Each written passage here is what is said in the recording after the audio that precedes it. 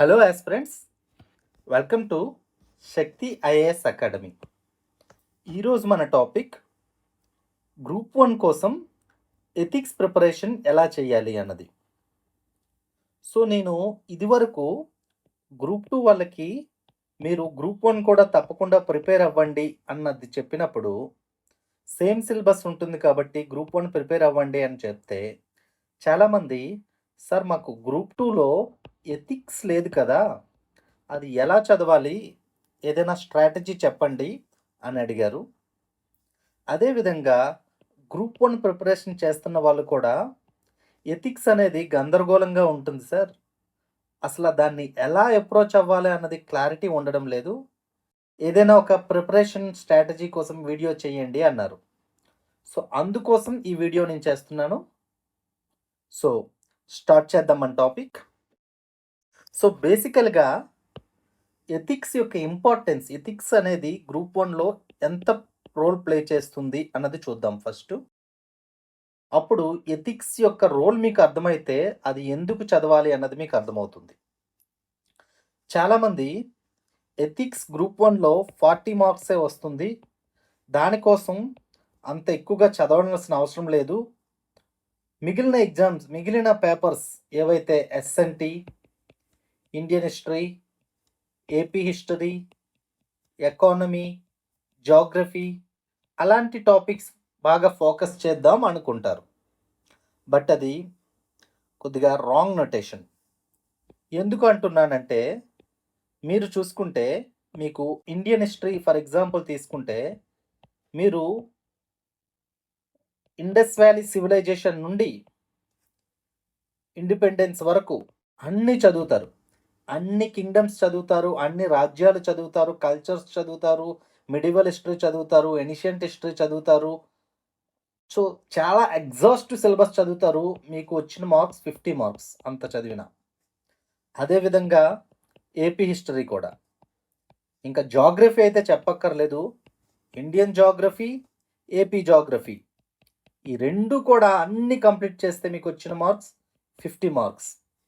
అదేవిధంగా పాలిటీ అంత పెద్ద బుక్ కంప్లీట్ చేస్తే మీకు వచ్చిన మార్క్ 50 మార్క్స్. గవర్నెన్స్ కూడా అలానే. ఎకానమీ కొద్దిగా ఎక్కువ మార్కులు వస్తాయి. బట్ ఇవన్నీ మీరు కంపేర్ చేసుకుంటే AP history, Indian history, geography, governance, polity ఇవన్నీ కూడా 50 మార్క్సే వస్తుంటాయి. కానీ ఎథిక్స్లో మీకు ఇంత ఎగ్జాస్టివ్గా చదవాల్సిన అవసరం ఉండదు. సిలబస్ లిమిటెడ్గా ఉంది. క్వశ్చన్స్ కూడా చాలా మంచి క్వశ్చన్స్ అడుగుతున్నారు. అందువల్ల మీకు 40 మార్క్స్ అనేవి ఒక స్ట్రాటజిక్గా ప్రిపేర్ అయితే మీకు చాలా ఈజీగా వచ్చే అవకాశం ఉంటుంది. అంతేకాదు, మీరు కొన్నిసార్లు పేపర్ చూసుకుంటే ఇది పేపర్ 3లో ఉంటుంది కదా. ఇందులో మీరు 5 క్వశ్చన్స్ కూడా ఎథిక్స్ నుండి అటెంప్ట్, సెక్షన్ సిలో 5 క్వశ్చన్స్ కూడా ఎథిక్స్ నుండి అటెంప్ట్ చేసే స్కోప్ ఉంటుంది. ఎందుకంటే ఆప్షన్స్లో ఒక ఎథిక్స్ క్వశ్చన్ అనేది కొన్ని ఇయర్స్ ఇస్తుంటాడు. అన్ని ఇయర్స్ రాదు. అన్ని ఇయర్స్ మినిమం 40 మార్క్స్ అయితే వస్తుంది. బట్ కొన్ని ఇయర్స్ 50 మార్క్స్ కూడా వస్తుంది. ఇలాంటప్పుడు లా అనే సబ్జెక్టు మీకు ఎక్కువ ఏది చదవాలి అనేది ఒక రిజిడ్గా ఒక ఫ్రేమ్వర్క్ ఏమి లేదు. అన్ని లాసు చదవాల్సి వస్తుంది. బట్ అంత ఎగ్జాస్టివ్గా చదవడానికి 10 మార్క్సే మీకు వస్తాయి.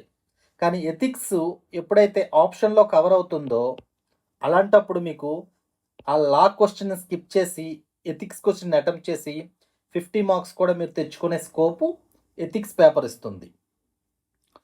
అది కాకుండా ఇంకొక ఇంపార్టెంట్ రీజన్ ఏంటంటే, మీకు ఎథిక్స్ అనేది హై స్కోరింగ్ కంపేర్ టు మీరు హిస్టరీ కానీ, Indian history, AP history, polity, governance అన్ని టాపిక్స్తో కంపేర్ చేస్తే ఎథిక్స్ మీరు ఎగ్జామినర్ ఎక్స్పెక్ట్ చేసే పాయింట్స్ చాలా తక్కువగా ఉంటాయి. ఆ డైమెన్షన్లో, ఎథికల్ డైమెన్షన్లో ఒక స్ట్రాటజిక్గా ఆన్సర్ రాస్తే మీకు నియర్ ఫుల్ మార్క్స్ అనేవి వస్తాయి. నియర్ ఫుల్ మార్క్స్ అంటే మీకు 10కి 10 ఎప్పుడు వేరు. 8 వరకు వచ్చే స్కోప్ ఉంటుంది. అది మీకు హిస్టరీలో కానీ అదర్ సబ్జెక్ట్స్లో రావడం ఇంపాసిబుల్. ఈ 3 రీజన్స్ వల్ల మీరు ఎథిక్స్ అనేది మీరు హై కాన్సన్ట్రేషన్ ఇవ్వాలి. ఒక్కసారి ఆ రీజన్స్ చూద్దాం. సో మీకు 40-50 మార్క్స్ అనేది డైరెక్ట్గా వచ్చేస్తుంటాయి. అదేవిధంగా సిలబస్ మీరు హిస్టరీ అటువంటి వారు చదివినంత ఎగ్జాస్టివ్ సిలబస్ ఉండదు. అదేవిధంగా ఈ సిలబస్ తక్కువైనా కూడా స్కోరింగ్ అనేది చాలా ఎక్కువగా వస్తుంది. సో ఈ రీజన్స్ వల్ల మీరు ఎథిక్స్ని బిఫోర్ నోటిఫికేషన్ టైంకే మీరు కంప్లీట్ చేసేసి ఉండాలి.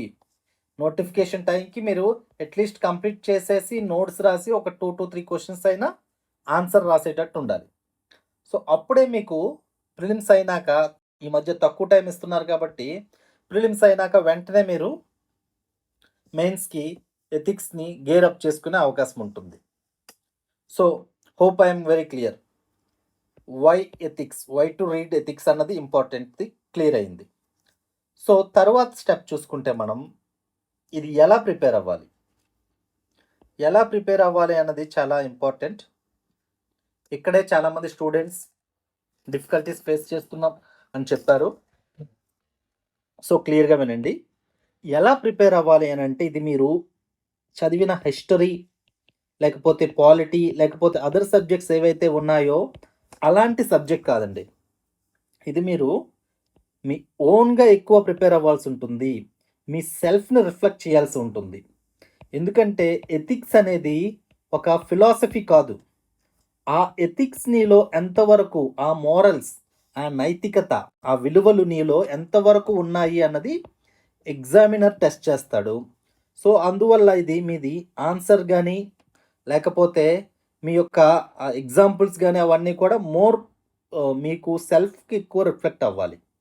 కానీ హిస్టరీ, పాలిటీ వాటిలో టెక్స్ట్ బుక్ చదివి మీరు రాస్తే సరిపోతుంది. బట్ ఇక్కడ మీరు చదివిన దానికన్నా ఎక్కువ మీ ఓన్ రిఫ్లెక్షన్ అనేది కావాలి. సో దానికంటే ముందుగా మీరు ఒక బేసిక్ అండర్స్టాండింగ్ అయితే రావాలి. బేసిక్ అండర్స్టాండింగ్ ఎథిక్స్ కోసం తప్పనిసరిగా ఉండాలి. ఫర్ ఎగ్జాంపుల్, మీకు కరప్షన్ అంటే ఏంటి అని అడిగితే చాలామంది చెప్తారు. బట్ డిఫైన్ కరప్షన్ని ఒక డెఫినేషన్ చెప్పండి అంటే చాలామంది చెప్పలేకపోతుంటారు. సో ఇలాంటి బేసిక్ అండర్స్టాండింగ్ వాడు సిలబస్లో మెన్షన్ చేసిన అన్ని ఏరియాస్లో ప్రతి టాపిక్ని మీరు బేసిక్ అండర్స్టాండింగ్ అనేది ఉండాలి.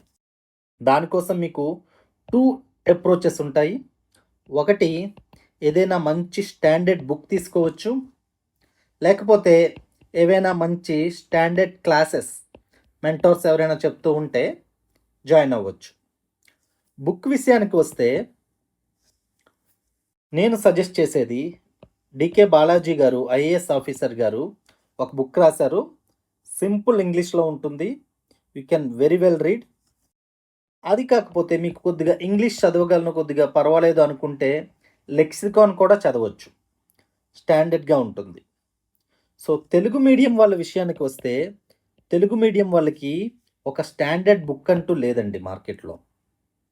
కొన్ని బుక్స్ ఉన్నా అవి కంప్లీట్ పర్పస్ అయితే సర్వ్ అవ్వడం లేదు. సో మీరు ఏం చేయవలసి ఉంటుందంటే, ఏదైనా క్లాసెస్ ఉంటే ఎన్రోల్ అవ్వండి, లేకపోతే డికే బాలాజీ గారి నోట్స్ బుక్ తీసుకొని అందులో కంటెంట్ని మీరు తెలుగులోకి ట్రాన్స్లేట్ చేసుకోవలసి ఉంటుంది. సో ఈ ట్రాన్స్లేట్ చేసే క్రమంలో మీరు తెలుగు భాషలో పరిభాష వాడాలి. అంటే తెలుగులోనే జార్గన్ వాడాలి. సో ఫర్ ఎగ్జాంపుల్, మీకు ఎమోషనల్ ఇంటెలిజెన్స్, ఇది మీరు తెలుగు పదం ఏంటో తెలియకుండా దీన్ని ఎమోషన్ అంటే భావాలు, ఇంటెలిజెన్స్ అంటే మేధ అని పెట్టుకుంటే అది తప్పు అవుతుంది. దీనికోసం ఆల్రెడీ డిఫైన్ చేసిన ఒక పదం ఉంది, ఉద్వేగ ప్రజ్ఞ. సో ఇలాంటి స్టాండర్డ్ పదాలు మీరు ఈ ట్రాన్స్లేట్ చేసే క్రమంలో వాడవలసి ఉంటుంది. అందుకోసం మీరు తెలుగు అకాడమీ వారు లాంచ్ చేసిన బుక్ తీసుకొని ఓన్లీ ఈ పదాలు ఆ బుక్లోని తీసుకొని కంటెంట్ అంతా కూడా డికే బాలాజీ నుండి తీసుకోవాల్సి ఉంటుంది. సో తెలుగు మీడియం వాళ్ళ ఎథిక్స్కి తెలుగు అకాడమీ బుక్ తీసుకొని ఇందులో పదాలు ఏరుకోండి, డికే బాలాజీలో కంటెంట్ తీసుకోండి, ఆ రెండు పెట్టి మీ ఓన్ నోట్స్ అనేది తయారు చేసుకోవాల్సి ఉంటుంది. సో ఎప్పుడైతే ఈ సిలబస్ని మీరు స్టాండర్డ్ బుక్లో ఒకటి లేకపోతే స్టాండర్డ్ క్లాసెస్లో కవర్ చేశారో, అన్ని ఏరియాస్ ఒకసారి కవర్ చేయగలగాలి. అన్ని ఏరియాస్లో కవర్ చేసినప్పుడు మీరంటూ మీకు ఓన్ పర్స్పెక్టివ్ అనేది ఉండాలి. ఓన్ పర్స్పెక్టివ్ ప్రతి సిలబస్ టాపిక్ మీద ఉండాలి. ఫర్ ఎగ్జాంపుల్ ఓన్ పర్స్పెక్టివ్ అంటే ఏంటి, వాల్యూస్ విలువలు అంటే ఏంటి అని మీకు ఆ బుక్లో ఒక డెఫినేషన్ చదువుతారు. అది బుకిష్ డెఫినేషన్గా ఉంటే మీరు దాన్ని వదిలి మీకు ఆ డెఫినేషన్ ద్వారా అర్థమైంది ఏంటి, మీ ఓన్ డెఫినేషన్ ఆ మీనింగ్ కన్వే అయ్యేటట్టు రాయాలి. సో చాలామంది ఇక్కడ చూస్తే మీరు జిఎస్ జిఎస్ అంటే అది యూపీఎస్సీలో వస్తుంటుంది, GS2 అని అలా. సో ఇక్కడ పేపర్ 3లో గవర్నెన్స్ అండ్ ఎథిక్స్ ఈ రెండిట్లో కొన్ని ఓవర్లాప్ టాపిక్స్ ఉంటాయి. ఆర్టీఐ, సిటిజన్ చార్టర్ అలాంటివి. సో వాళ్ళు ఏం చేస్తుంటారు, గవర్నెన్స్లో ఏదైతే రాస్తారో ఎథిక్స్లో కూడా అదే కంటెంట్ రాస్తారు. అది పెద్ద బ్లండర్. సో అలా రాస్తే మీలో ఎథికల్ వాల్యూస్ని మీరు ఎలా ప్రజెంట్ చేసినట్టు అవుతుంది. సో అటువంటి బుకిష్ కన్నా మీరు ఇప్పుడు ఆర్టీఐ యాక్ట్ కోసం చేస్తుంటే దానిలో నైతికత, ఎథికల్ వాల్యూస్, ఎథిక్స్ ఏంటి, వాల్యూస్ ఏంటి, అందులో పబ్లిక్ సర్వీస్ వాల్యూస్ ఎలా ఉన్నాయి, అటువంటివన్నీ కూడా మీరు ఐడెంటిఫై చేయవలసి ఉంటుంది. సో ఇలా మీ ఓన్గా అనేది మీరు ప్రతిదానికి ఎథికల్ పర్స్పెక్టివ్ అనేది ఉండాలి. ప్రతిదానికి డెఫినేషన్స్ మీ ఓన్గా ఉండాలి. ప్రతి టాపిక్కి కొన్ని ఎథికల్ ఏరియాస్ అనేవి మీరు ఐడెంటిఫై చేయాలి. ఇలా రాస్తేనే మీకు మార్కులు వస్తాయి. ఏదో బుక్లో ఉన్న డెఫినేషన్ని లేకపోతే బుక్లో ఉన్న ఎగ్జాంపుల్స్ని ఎత్తుకొడతామంటే మీకు మార్కులు పడవు. మీ ఓన్ సెల్ఫ్ని రిఫ్లెక్ట్ అవ్వాలి. సో ఆ విధంగా మీరు ప్రిపేర్ అయ్యేటప్పుడు మీరు బేసిక్ బుక్ నుండి కానీ క్లాసెస్ నుండి కానీ మీ ఓన్ పర్స్పెక్టివ్ అనేది డెవలప్ చేసుకోవాలి. సో దీనికోసం మనం ఎథిక్స్కి స్పెషల్గా క్లాసెస్ కూడా లాంచ్ చేస్తున్నాం. సో ఇది నామినల్ ఫీజు ఉంటుంది. ఇది English medium plus Telugu medium ఉంటుంది. దీనివల్ల అడ్వాంటేజ్ ఏంటంటే తెలుగు మీడియం వాళ్ళకి ఇంగ్లీష్ పదాలు తెలుస్తాయి, ఇంగ్లీష్ మీడియం వాళ్ళకి తెలుగు పదాలు తెలుస్తాయి.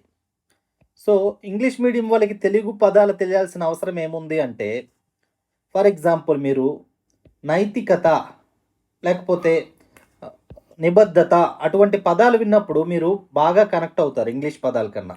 సో ఆ ఇంగ్లీష్ పదానికి తెలుగు పదం ఏంటో తెలుసుకోగలిగితే మీ డెఫినేషన్స్ కూడా మీ ఓన్గా రాసుకుంటారు. సో అదేవిధంగా తెలుగు మీడియం వాళ్ళకి ఇంగ్లీష్ మీడియం పదాలు తెలియడం వల్ల మీరు స్టాండర్డ్ బుక్లు ఏమైనా చదివినా ఈజీగా అయిపోతుంది. సో క్లాసెస్ అనేవి ఇంగ్లీష్ మీడియం తెలుగు మీడియం ఉంటాయి. ఇవి లైవ్ ఉంటాయి, ప్లస్ రికార్డింగ్స్ కూడా ఉంటాయి. రికార్డింగ్స్ కూడా లైవ్ అయిపోయినాక మీకు ఇస్తాం. కొంతమంది స్టూడెంట్స్ ఎవరైతే క్లాసెస్ అటెండ్ కాలేమనుకుంటారో వాళ్ళకి ఓన్లీ రికార్డింగ్ యాక్సెస్ కూడా ఉంటుంది. సో డౌట్ క్లియరెన్స్కి మీరు మమ్మల్ని తర్వాత అప్రోచ్ అవ్వచ్చు.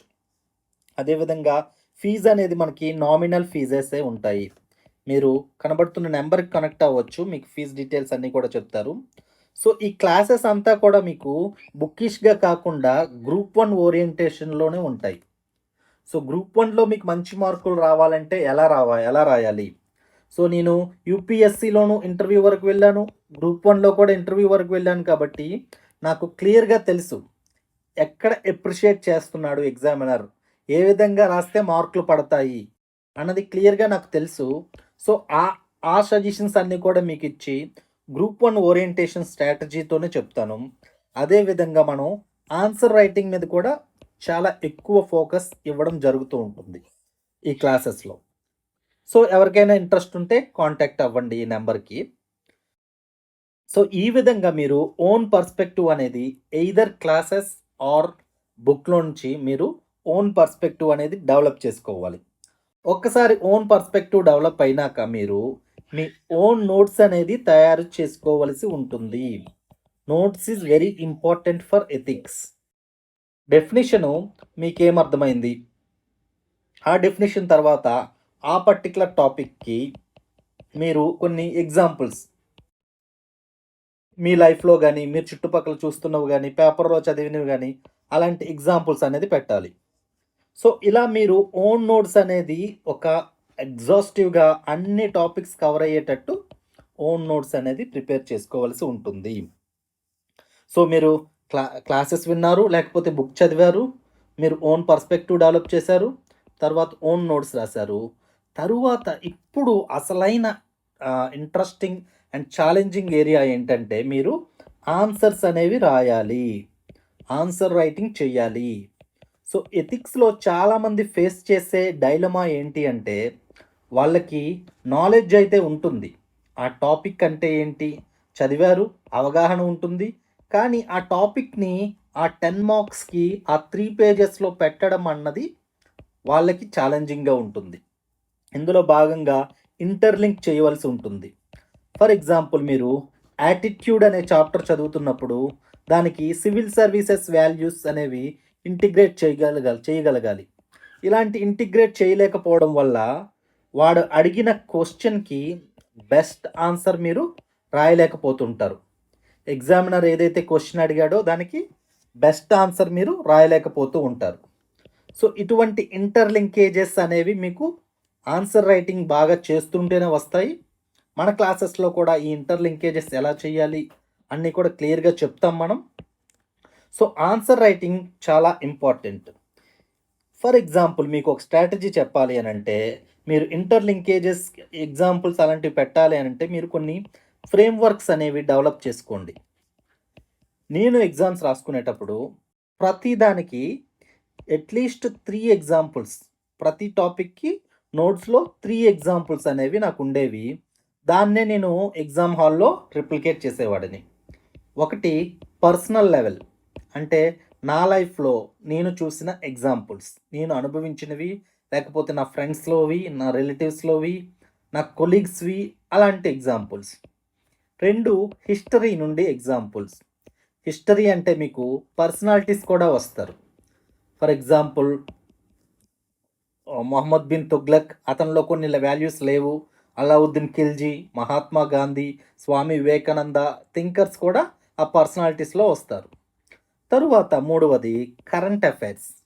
కరెంట్ అఫైర్స్ అంటే both India, AP and world, ఇవన్నీ రిలేటెడ్ కరెంట్ అఫైర్స్లో ఏదైనా ఒక ఎగ్జాంపుల్ పెట్టుకునేవాడిని. సో ఈ విధంగా మీకు కవర్ అవుతూ ఉంటుంది. ఇంకొక ఇంపార్టెంట్ పాయింట్ ఏంటంటే యూపీఎస్సిలో ఉన్నట్టు మీకు కేస్ స్టడీస్ అనేవి ఇక్కడ లేవు. అది మీకు చాలా ప్లస్ పాయింట్. ఎందుకంటే కేస్ స్టడీస్కి మీరు డైరెక్ట్గా మీరు ఆఫీసర్ లైక్ క్వాలిటీస్ డైరెక్ట్గా టెస్ట్ చేసే స్కోప్ ఉంటుంది. మీరు చాలా ప్రజెన్స్ ఆఫ్ మైండ్ వాడాలి. చాలా కాంప్లెక్స్ సిచ్యువేషన్స్ని మీరు సింపుల్గా ఎక్స్ప్లెయిన్ చేస్తూ ప్రజెంట్ చేయగలగాలి. సో కేస్ స్టడీస్ లేకపోవడం మీకు చాలా యూజ్ఫుల్. సో ఇటువంటి ఫ్రేమ్వర్క్స్, ఇటువంటి ఇంటర్లింకేజెస్ అవన్నీ కూడా మనం క్లాస్లో డీటెయిల్డ్గా డిస్కస్ చేస్తూ ఉంటాం. సో మీరు కూడా అలా ప్రిపేర్ అవ్వడానికి ట్రై చేయండి. సో ఈ ఆన్సర్ రైటింగ్లో భాగంగా మీరు ప్రీవియస్ ఇయర్ క్వశ్చన్స్ రాయడానికి ఎక్కువగా ఇంపార్టెన్స్ ఇవ్వండి.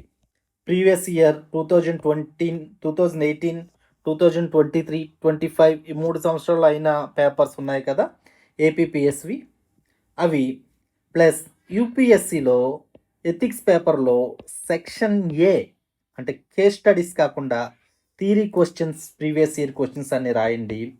ప్లస్ ఇంకా టైం ఉంటే అదర్ స్టేట్ పిఎస్సిస్, వేరే కొన్ని స్టేట్ పిఎస్సిస్లో కూడా ఎథిక్స్ అనేది ఒక సిలబస్ పాయింట్గా ఉంది. ఫర్ ఎగ్జాంపుల్ జమ్మూ కాశ్మీర్, ఉత్తరప్రదేశ్, కర్ణాటక, అస్సాం, అలా చాలా స్టేట్స్ ఉన్నాయి. అవి కూడా మీరు రాయడానికి ట్రై చేయండి. అప్పుడు మీకు క్వశ్చన్స్ ఎలా వస్తున్నాయి, ఎలా రాయాలి, అప్రోచ్ అన్నది ఏంటి తెలుస్తుంది. సో ఈ విధంగా మీరు చేయగలిగితే ఇవన్నీ కూడా ఈ ఆన్సర్ రాస్తున్నప్పుడు ఇంకొక పాయింట్, తర్వాత ఆన్సర్ రైటింగ్ అయిపోయినాక ఎవాల్యుయేషన్ ఎవరైనా మంచి మెంటార్తో కానీ సీనియర్ ఆస్పిరెంట్తో కానీ చేయించుకోండి.